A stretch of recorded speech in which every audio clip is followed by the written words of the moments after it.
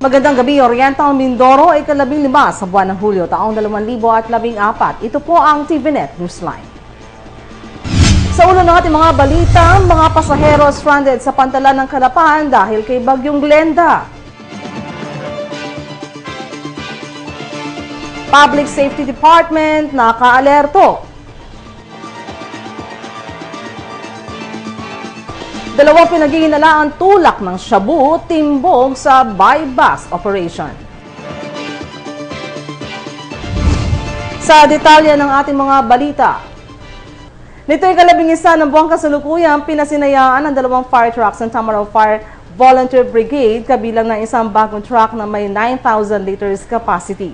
Sinaksihan ng mga kasapi na naturang samahan ang aktibidad sa pangunguna ni Chief Volunteer William To, kasama ang ilang panauhin habang nanguna naman sa pagbabasbas si Reverend Father Zenon Garcia. Nagsimulang magbigay ng serbisyo ang Tamaraw Fire Volunteer Brigade noong taong 2011, kasabay ng kanilang pagsusulong ng programang Text Fire na mula pa sa Maynila. Ilang trainings na rin ang kanilang napagdaanan para sa tamang kaalaman sa pag-apula ng sunog at sa paglalapat ng paunang lunas. Maraming beses na rin naging katuwang ng BFP ang samahan sa pagsugpo ng sunog sa iba't ibang lugar sa lungsod ng Calapan gamit ang naunang fire truck na donasyon sa kanila.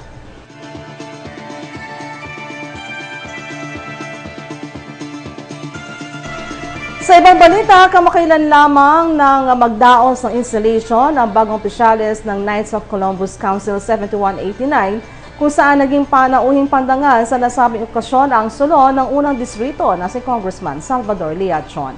Naging laman ng mensahe nito ang mga programa at proyektong patuloy na umuusad sa kasulukuyan sa ilalim ng kanyang pamamahala mula sa pondo ng national government. Ito pong mga sinasabi ko sa inyo are just part of my dream for a better Mindoro. And as part of this council, let me assure you that as long as you are here and as long as I am here, as long as people want me to be here, be rest assured that as so many messages that I have told our people during the time that I was city mayor, hindi man kayo magkaroon ng pinakamagaling na congressman, I can assure you that mayroong magiging mabuting congressman para sa unang distrito ng Oriental Mindoro. Pagtitiyak pa ng opisyal sa mga kapwa Knights na sa pamamagitan niya at sa tulong na rin ng mga ito, makasisiguro ang unang distrito ng matagumpay at maunlad na lalawigan ng Silangang Mindoro. For now, please help us. And I know this council can effect so many changes. Tulungan po natin ang distrito at tayo po'y patuloy na manalangin. With so many, as I said, with so many problems besetting this country, the government and the president is about to address the nation tomorrow at 6 o'clock regarding the DAC controversy. Binigyan ng diin naman ng opisyal na makakamit lamang ang pinapangarap na kaunlaran sa pakikiisa ang mga mamamayan at patuloy na pakikipag-ugnayan ng lokal ng pamahalaan para sa higit na katagumpayan ng anumang proyekto at programa para sa kapakanan ng lahat. Samantala, ayon na rin sa sulon, patuloy ang ginagawa ng gobyerno ang lahat upang mabigyan ng solusyon ang mga isyong bumabalot dito, partikular na ang PDAF at DAF.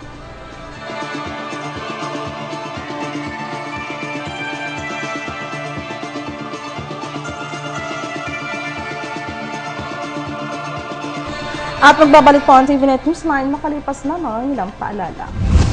Bakit ka kasi kumabit? Alam mong di tama yan, di ba? Huwag ka nang gumamit ng pag-aari ng iba. Nakakaperwisyo ka sa mga legal na cable. Lumalabo ang signal nila. Mahiya ka naman, hoy. Illegal na cable mo, putulin na. Ano, gusto mo bang umabot pa sa kulungan?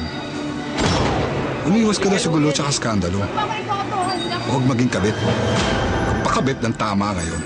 Supported by PCTO. Good news po para sa lahat ng subscribers ng Cable TV at Cable Internet. Naisabatas na po ang Anti-Cable Television and Cable Internet Tapping Act of 2013. At ayon dito, bawal makikabit ng Cable TV at Cable Internet. Ang parusa sa sino mang lumabag sa batas na ito ay pagkakakulong at pagbabayad ng malaking multa. Bayad ka na nga, kulong ka pa. Kim Atienza po, nagsasabing pagdating sa batas, hindi weather-weather lang. Huwag maging kabit. Supported by the PCTA. We may live on the same planet, but often we're worlds apart because there are gaps between us. Gaps that are formed because of our differences. At Maybank, we believe we can cross these gaps. We can build bridges that unite people. Bridges that connect us with the future we're planning for. Let's bridge those gaps by being human. Maybank, humanizing financial services across Asia.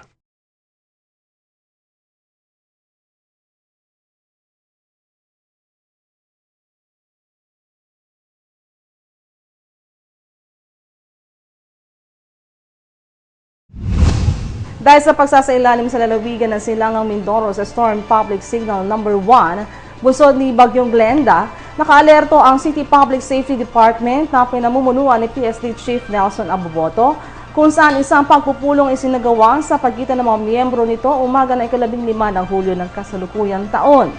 Ang naturang pagpupulong ay bahagi ng paghahanda nila sa posibleng pagdaanan ng nasabing bagyo sa lungsod. At ayon sa opisyal, maliban dito, tutungo ang mga kinatawan at kawanin nito sa mga barangay sa buong lungsod, partikular yung mga nasa coastal areas, upang paalalahanan ang punong barangay hinggil sa bantang dala ng nasabing bagyo. Aniya pa, inobserbahan pa rin nila ang galaw ng bagyo at kung sakaling umanong direkta itong dadaan sa lalawigan, ay agad na magpapatupad ng preemptive evacuation. Dahil na rin sa nasabing bagyo, pinayuhan naman ang mga maliliit na mangingisda na huwag na pumalaot dahil posibleng abutan sila ng malalakas at malalaking alon sa laot. Gayon din umano ang mga residenteng nasa coastal area na maghanda ng mga kagamitan na maaaring dalahin sa mabilis na pamamaraan lamang sakaling kailangang mag-evacuate.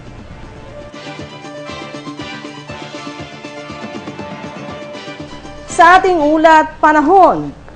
Patuloy na nakakaapekto sa lalawigan si Bagyong Glenda na may international name na Typhoon Ramasun.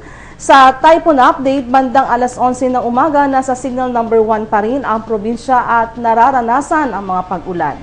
Inaasahan umanong kikilos ang naturang bagyo sa direksyong patungong Kanluran, Hilagang Kanluran at tinatayang maglalandfall sa Albay, Martes ng gabi, 15 ng buwang kasulukuyan. Inaasahang dadaan ito sa katimugang bahagi ng Quezon kung saan ito magsisimulang humina sa Miyerkules ng umaga at nasa layong 265 kilometro hilagang kanluran ng Subic, Zambales sa Huwebes ng umaga at inaasahang nasa labas na ng Philippine Area of Responsibility sa Biyernes.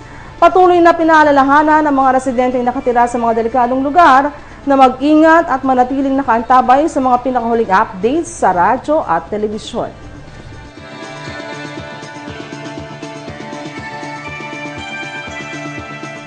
Ang tabayanan ng iba pang mga balita sa aming pong pagbabalik. Mula sa PCSO, Bingo Milyonaryo, Bingo 3, BIN, premyo 2,000 piso. Bingo 4, BING, premyo 20,000 piso. Bingo 5, BINGO, jackpot 150,000 piso. Bingo 6, BINGOM, jackpot 4,000,000 piso. Bingo 2, OM, premyo 4,000 piso.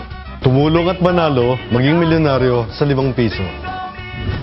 Available na sa Bingo Mindoro. Maging retailer na.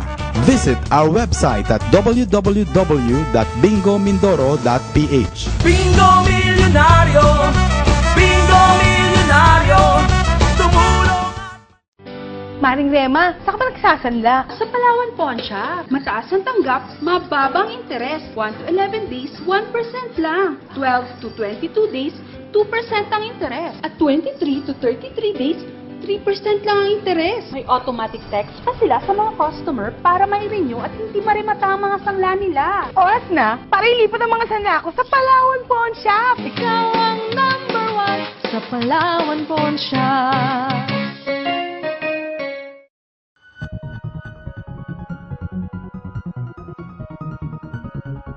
Tamar Vision Network Incorporated is open for all types of advertisement and announcement for Channel 3 and Channel 10.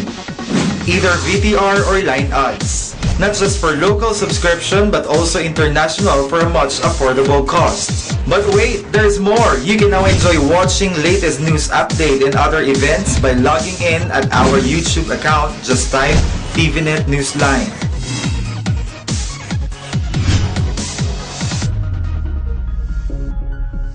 For inquiries and information, visit us at TVNet Main Office, GLC Building, Juan Luna Street, San Vicente North, Calapan City, Oriental, Mindoro, or you may call 043-288-4240. Sa pagpapatuloy ng ating mga balita, kanselado naman ang biyahe ng mga barko mula sa pantalan ng Calapan. Epektibo kahapon, ika-14 ng buwang kasulukuyan, ganap na alas 11:30 ng umaga. Bunsod pa rin ng pagkakabilang ng silangang Mindoro sa Public Storm Warning, Signal Number 1, dahil sa Bagyong Glenda.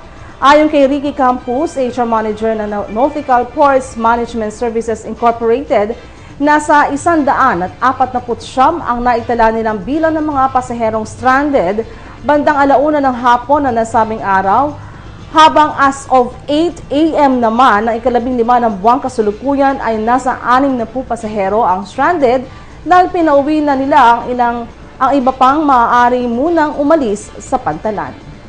So sa ngayon, ang ating stranded ay halos 60 yung passengers na stranded natin sa labas, 2 bata, tapos 58 yung ating adult.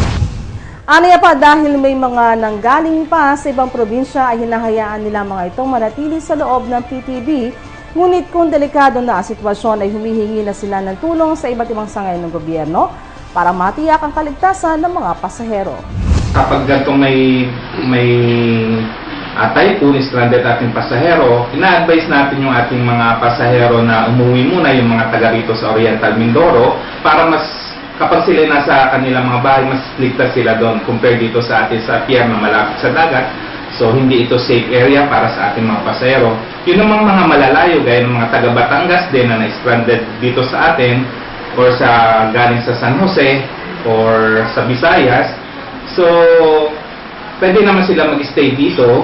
Kaso nga lang, kapag ang ating bagyo ay tumaas sa signal number 3 or signal number 4, automatic magkakaroon tayo ng evacuation ng pasahero. Dadalhin natin sila sa evacuation center, magipag-ugnayan tayo sa mga government agencies para naman matulungan tayo, mabigyan tayo ng assistance. Umaasa naman ang mga stranded passengers na magkakaroon na ng biyahe sa lalong madaling panahon. Alas 2, nag-umpisa na. At hindi na sila pabiyahe. Ang ganda ng hanggang umaga. Ay ngayon, stranded na kami dito. Dapat kung nagpabiyahe sila kahapon, okay na sana, nakasikot na yung bus sa second trip, oh. Ang dami, stranded, may mga bus pa rin sa Wala. Kawawa, paano ito mga iba, mga walang budget. Nangangamba naman ang ilang mga cargo truck drivers na may kargang perishable goods na baka masira mga ito kung matatagalan pa sila sa pantalan. Sila nga po yung namin dahil nag-aaral namin kasi yung isda mo namin nakari.